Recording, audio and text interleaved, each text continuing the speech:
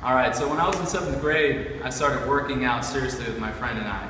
And we go to his apartment gym, work out, and I convinced my dad to buy me this machine right here. It's called the Smith machine.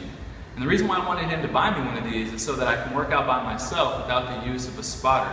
So I'm going to show you how it works.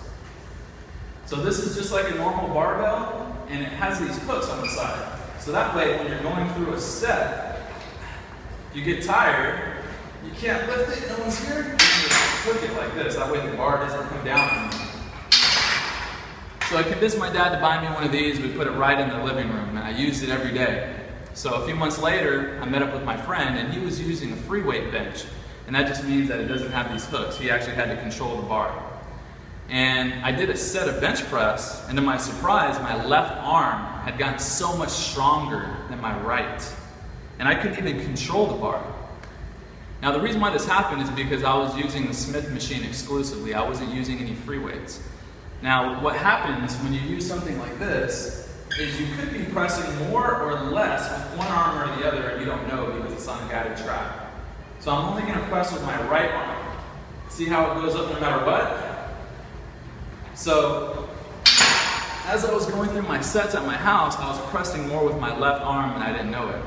When you do a bench press, you're using your chest, you're using your triceps, you're also using a lot of stabilizers in your rotator cuff.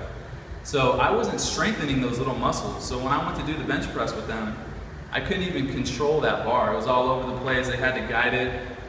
So a lot of times I'll have people come up to me and they say, "Hey Paul, why do you have your customers just doing free weights all the time? Or why do trainers only use free weights? Is it because you want them to need you? You want them to think that you have to be there?"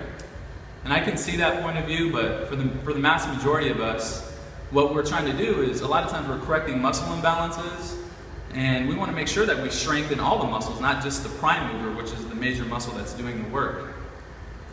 So the way I like to think about it is I like to think of it like a band. So each muscle represents a band member. So with an exercise like this, you're strengthening one band member. When you're doing free weights, since you're recruiting all the stabilizer muscles, they all come together. So it's like they're playing music together. So a lot of times you talk to people and they're all about isolated strength training, or you might talk to other people who are only about free weights. I think that it's good to get a balance of both. So when you're exercising, go make music, guys.